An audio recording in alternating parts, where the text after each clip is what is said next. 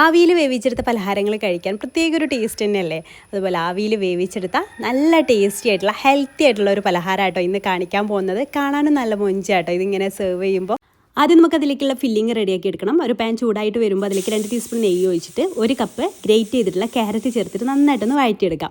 നന്നായിട്ട് വഴന്ന് വരുന്ന സമയത്ത് അതിലേക്ക് അണ്ടിപ്പരിപ്പ്, ഉണക്കമുന്തിരിയൊക്കെ ചെറുതായിട്ട് കട്ട് ചെയ്ത് ചേർത്ത് കൊടുക്കുന്നുണ്ട് കേട്ടോ. അതില്ലെങ്കിലും കുഴപ്പമില്ല, അതുണ്ടെങ്കിൽ പ്രത്യേക ഒരു ടേസ്റ്റാണ്.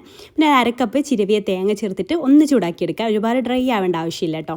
പിന്നെ ഒരു മീഡിയം മധുരത്തിന് വേണ്ടിയിട്ട് ഞാൻ 3 ടേബിൾ സ്പൂൺ ശർക്കര പൊടിച്ചതായിട്ട് ഇട്ടിട്ടുള്ളത്. അപ്പോൾ അതിലേറെ വേണമെന്നുണ്ടെങ്കിൽ 4 ടേബിൾ സ്പൂണൊക്കെ എടുത്തോളൂ. എന്നിട്ട് ആ ശർക്കരയൊക്കെ നന്നായിട്ട് മെൽറ്റായ ശേഷം 1/4 ടീസ്പൂൺ ഏലക്കപ്പൊടിയും കൂടെ ചേർത്ത് വാങ്ങി വെക്കാം. ഇനി ഒരു 1.5 കപ്പ് വെള്ളം തിളപ്പിക്കാൻ വെച്ചിട്ട് അതിലേക്ക് 1/4 ടീസ്പൂൺ ഉപ്പും അതിലേക്ക് 1 കപ്പ് നമുക്ക് പത്തിരിക്കും ഇടിയപ്പത്തിനൊക്കെ എടുക്കുന്ന അരിപ്പൊടി കൂടെ ചേർത്തിട്ട് ചെറിയ തീയിലിട്ടിട്ട് നന്നായിട്ട് വാട്ടിയെടുത്ത ശേഷം ഇതുപോലെ ഒരു ട്രേയിലേക്ക് മാറ്റിയിട്ട് അതിലേക്ക് ഒരു 1/4 കപ്പ് കൂടെ ഗ്രേറ്റ് ചെയ്ത ക്യാരറ്റ് ചേർത്തിട്ട് നന്നായിട്ട് സോഫ്റ്റായിട്ട് കുഴച്ചെടുക്കുക. ഇതുപോലെ 12 ബോൾസാണ് നമുക്ക് കിട്ടിയിട്ടുള്ളത്.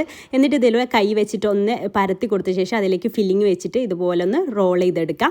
ഇതുപോലെ റൗണ്ട് ഷേപ്പിലാട്ടോ ഞാൻ ചെയ്തെടുത്തിട്ടുള്ളത്. എന്നിട്ട് ഇതുപോലെ വാഴയിലയിൽ ഇതുപോലെ ഒന്ന് മടക്കി കൊടുക്കുക. വാഴയിലയിൽ ആവിക്ക് വേവിക്കും പ്രത്യേക ഒരു ടേസ്റ്റ് ആണല്ലോ. അപ്പോൾ വാഴയില ഇല്ലെങ്കിലും കുഴപ്പമില്ല, പക്ഷേ അതുണ്ടെങ്കിൽ അതന്നെ എടുക്കുക കേട്ടോ. എന്നിട്ട് ഇതുപോലെ എല്ലാം കൂടെ ഒരുമിച്ച് അങ്ങ് ആവി കയറ്റി എടുക്കുക. 10 മിനിറ്റ് ആവി കയറ്റുമ്പോൾ തന്നെ ഇത് സംഭവം റെഡിയായി കിട്ടും കേട്ടോ.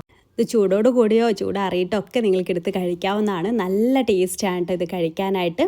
ഇഷ്ടമായാൽ ലൈക്ക് ചെയ്യാൻ മറക്കല്ലേ. താങ്ക്